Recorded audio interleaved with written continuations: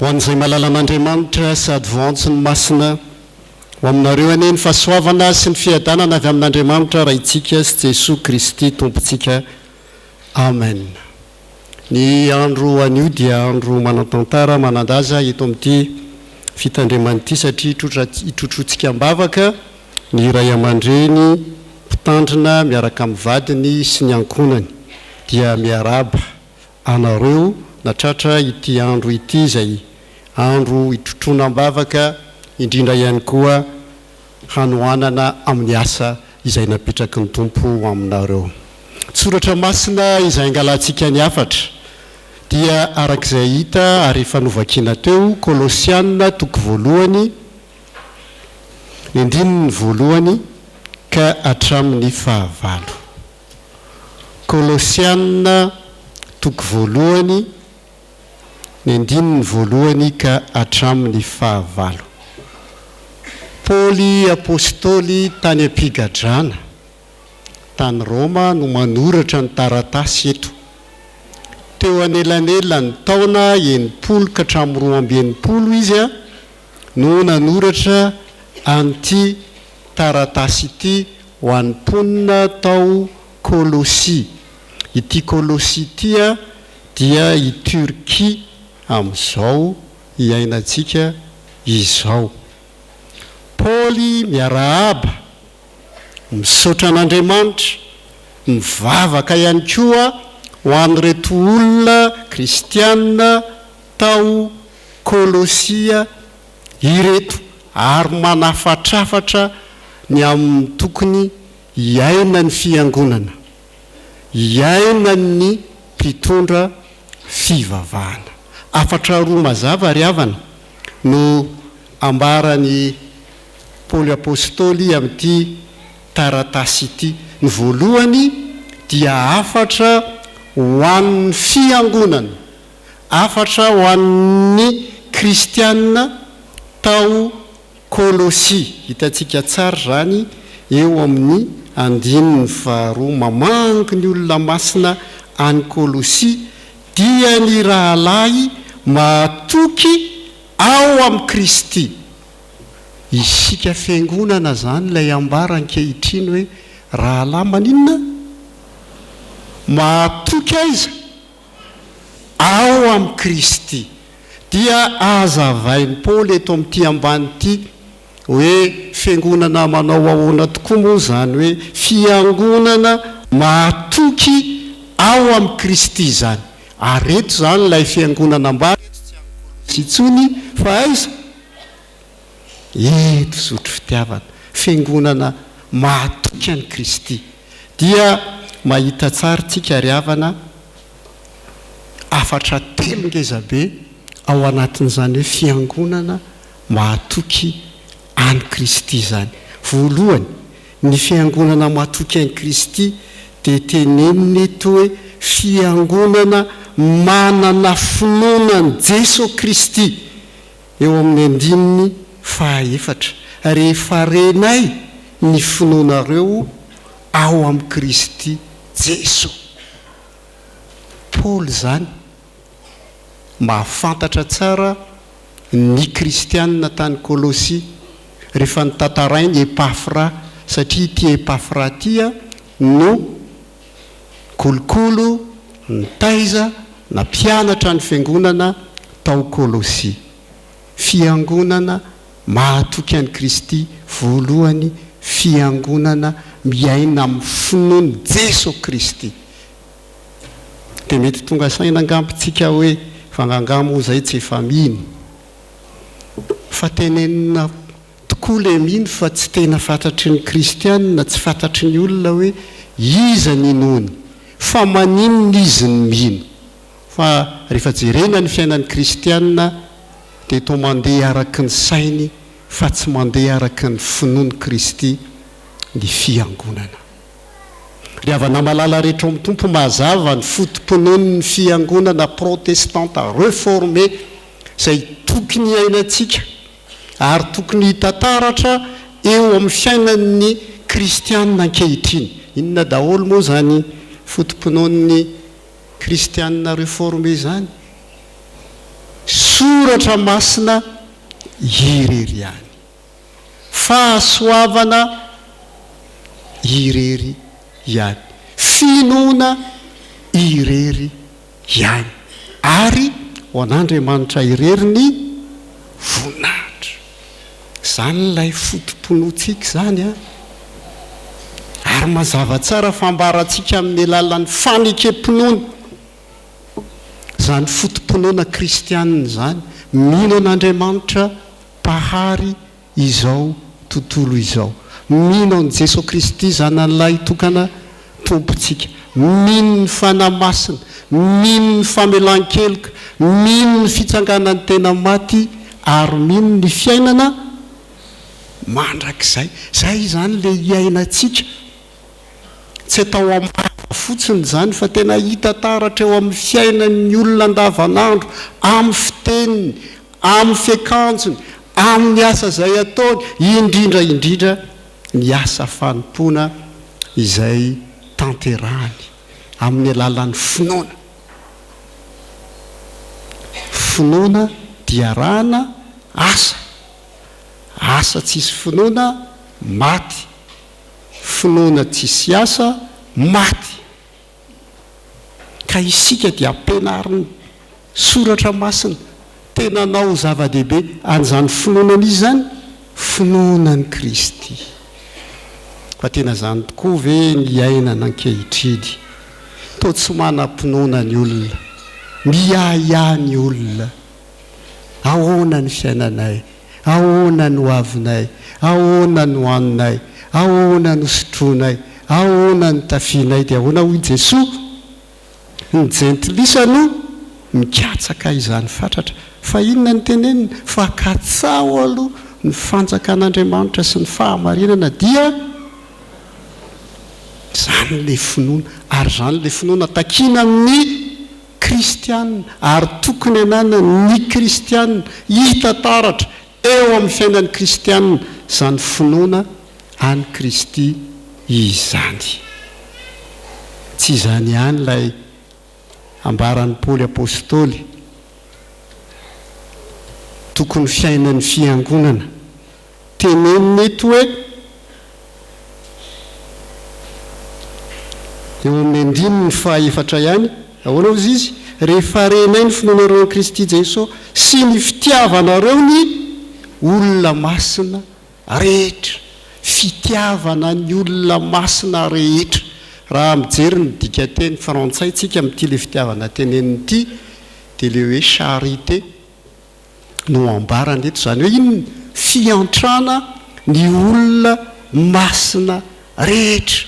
Tena anjaran'ny fiangonana ny manatanteraka an'izany asa fiantrana ho an'ny olona masina izany. Raha tsy hijery tsika, hanamarinantsika an'izany ao amin'ny fanekena taloha, inona mpitondra fivavahana ao amin'ny fanekena taloha ny ilazany azy? Mpisorona, taranankiza le mpisorona, levita. Dia haitsika tsara ao amin'ny soratra masina ao fa ny levita dia tsy mba manana zara tany, fa inona ny mamelona azy? Ny fanatitra entin'ny mpino. Eto zany ilay fitiavana teneniny tena ao aminareo, ary ankehitriny zany nareo dia manatanteraka an'izany, miantra n'inona? Olona masina, manatanteraka ny asa fiantrano. Ary zany ny hita koa aty amin'ny fanekena vaovao hoe ny fivavahana marina dia ahoana ozy izy? Mijery ny mpitondra teny, ny malahelo. Ary zany le tanterahany ny fiangonana. Eto ariavana dia mamerina foy rehefa mametraka mpitandrina, voatsela monina mametraka mpitandrina dia manao fanekena ny fiangonana, ny mpitandrina eo anatrehan'Andriamanitra sy ny sinôda parintany. Dia miteny ny fiangonana, fa fitiniko le teneniny fiangonana sady mamerina ao amin'ny liturjia FJKM zany, hoe manaiky ny fanoavana ny mpitandrina satria ny mpitandrina dia iraka maninona solo tenany Kristy. Dia misy soratra koa hoe manoana azy amin'izay rehetra ilainy. Tokony tadidin'ny birao zany sy ny fiangonana dia any amin'ny farany misy hoe mivavaka ho azy isa mba hampandefaingana ny asan'ny fiangonana. Zany adidin'ny fiangonana ampatsahivina ny fiangonana hoe tena mitrotro ambavaka tokoa ve ny mpitondra fivavahana, ny mpitandrina rehefa mivavaka any an-trano any. Asain'ny filohan'ny FJKM tsika vavaka isaky ny amin'ny firy. Efa betsaka amin'ny manao fa mety efa kely sisany tsy manao. Mbola vao nampatsahivy ny filohan'ny FJKM satria ny filohan'ny FJKM tany aminay tany omaly dia misy an'iny tracte iny vavaka atao manomboka ny alahady hatramin'ny asabotsy. Dia ampatsahivina hoe tokony hivavaka mandrakariva, hitrotro ambavaka ary arakaraka ny natanterahana an'ireny vavaka ireny tena mamaly Andriamanitra. Mila mitrotro ambavaka ny mpitandrina, ny mpitondra fivavahana mba hampandefaingana ny asa n'Andriamanitra. Zany ilay takiana amin'ny fiangonana. Fa ny fanontaniana mipetraka tsarantsika amin'ny mamaly azy hoe tena manao tokoa ve? Fa matetika rehefa mivavaka, vavaka ho an'ny tenany, vavaka ho an'ny ankohonany, zay ihany ny atao. Fa ny ankoatran'izay ohatran'ny tsy hita, mba tsy tenenana hoe tsisy. Fiangonana matoky an'i Kristy, fiangonana mino an'i Jesosy Kristy, fiangonana manatanteraka ny fiantrana amin'ny olona masina. Ary ny fahatelo mbola tenenina eo ambany eo, fiangonana manana fanantenana, manana fanantenana ny amin'ny filazantsara izay nitoriny Paoly apôstôly Repafra tao amin'ny Kolosia ary efa torina amintsika koa ankehitriny. Izay ny teneniny tamin'izany vanim-potoana izany. Nefa araka ny teneniko teo hoe tamin'ny taona ovinany nanoratana azy tamin'ny 90 anelanelan'ny 90 ka hatramin'ny 290. Raha tena nyain'ny filazantsara tokoa zany ny olona mandraka ankehitriny, indrindra isika mivavaka isan'andro isan'andro, tsy isaky ny alahady ihany mivavaka. Fa sasany mieritreritra hoe isan-kalahady ihany mivavaka, fa hoanao izy ny soratra masina mivavaka aza dikan'izany mivavaka foana, manana fiainam-bavaka. Olona manana fanantenana ao amin'Andriamanitra vokatry ny filazantsara, zany koa ny takiana amin'ny fiangonana. Tena manana fanantenana ve ny amin'ny fiainana mandrakizay? Ka raha nontaniana ny sasany hoe ianao ve efa sura fa any an-danitra? Dia ahoana hozy izy? Tsy haiko an. Tsy haiko olona mety efa lasa na mbola tsy ho lasa kristianina ve tokony hiteneny zany? Fa ny kristianina manana fanantenana fefa mandova ny fiainana mandrakizay. Ary zany ny antony ivavahantsika io, izay olona tsy manantena ny fiainana mandrakizay izy try ny manahirana ihany. Fa ny kristianina tena manantena ny fiainana mandrakizay araka ny teneniko teo hoe ilay fotom-ponoantsika. Mino ny fitsanganan'ny tena amin'ny maty, tena iainantsika zany ary ananantsika fanantenana zany. Ka zany kristianina fiangonana zany fiangonana manana fanantenana, fiangonana tsy kivikivy, na dia misy aza zava-manahirana maro isan-karazany tsy maintsy atrehana. Paoly apôstôly eto tena faly ary zay mampatonga azy iteny hoe tena renay satria manao tatitra any amin'ny Paoly apôstôly Epafra hoe ny fiangonana tia Kôlôsia tena fiangonana matogy, tena fiangonana mino, tena fiangonana manatanteraka ny asa an'Andriamanitra, ny asa fiantrana ary fiangonana manana fanantenana. Dia tena voafery avany zany rehetrarehetra zany raha mamaky ny Korotianina voalohany 3:20 isika teneniny ao hoe fa ireto telo reto no mitoetra ny finoana, ny fanantenana, ny fitiavana, fa ny fitiavana no ary zay le iaina ny kristianina, miaina amin'ny finoanan'ny Kristy, miaina amin'ny fitiavana ary manana fanantenana. Zay rehefa ty ambony ety moa zany mahita ny tarihanareo tsirairay dia indray zay sady torame any hoe ohatra ny tsy manana fanantenana mihitsy fa tena vizaka be daholo.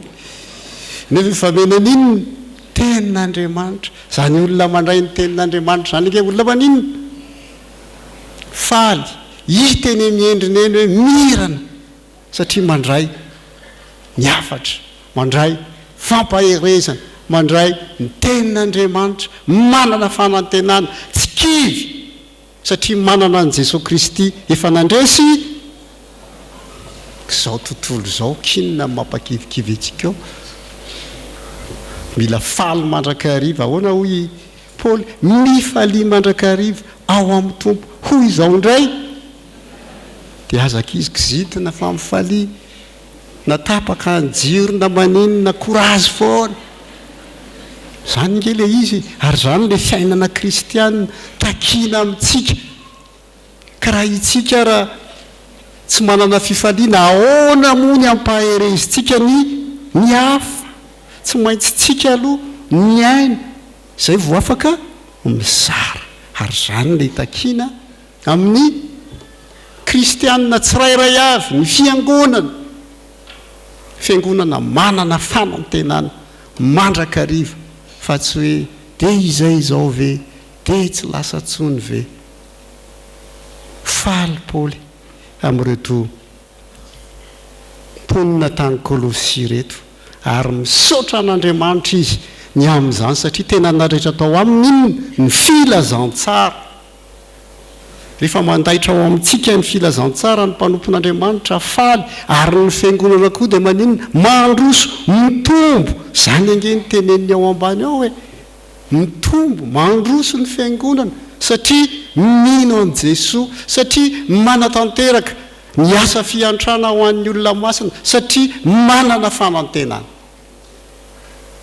Zany ry havana ny afatra ho antsika fiangonana.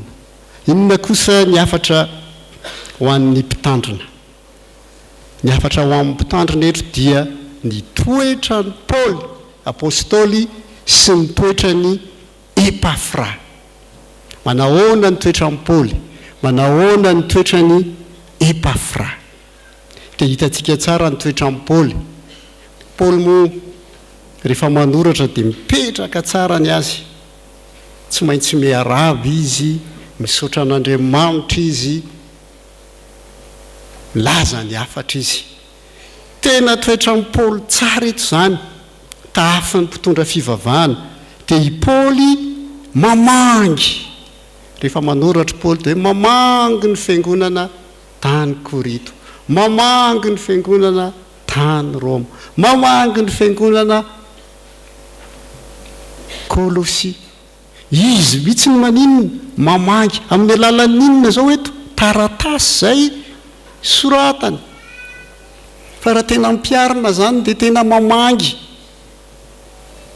amin'ny olona rehetra, ary tsy vita amin'ny mamangy fotsiny atao amin'ny Paoly, fa maninona izy? Mivavaka, mangataka ho an'ny mponina tany Kôlôsia. Ary ny mpitandrina koa zany eto dia maninona? Mangataka, mivavaka ho an'ny kristianina rehetra. Ary zany ange ny taon'ny mpitandriny, mety tsy hitanareo fa rehefa any an-tranony any izy mivavaka ho an'izy ny fiangonana. zany le toetra ny Paoly eto, mirariso ho aminareo aneny fahasoavana, ho aminareo aneny fiadanana. Teny firarintsoa ho an'izy ny fiangonana. Tenin' Jesosy rehefa miaraba dia ahoana ozy Jesosy? Finaritra ho aminao aneny fiadanana. Ary zany ilay toetra tsara taafina amin'ny toetra amin'ny Paoly ho an'ny mpitondra fivavahana. Inona ny toetra tsara ihany koa raisiny eto amin'ity mpanompon'Andriamanitra tenenin'ny Paoly eto ity fa nitory ny filazantsara tany Kolosia Epafra zany dia lazainy tsara hoe ity Epafradi dia mpanompo malala, mpanompo matoky, mpanompo manambara ny vaovao mahafaly. Ary tena zany tokoa ny takiana amin'ny mpitondra fivavahana, mpanompo malala. Bien-aimé ny androatany anazy amin'ny teny frantsay, mpanompo malala, tiana, mahafinaritra, tsara.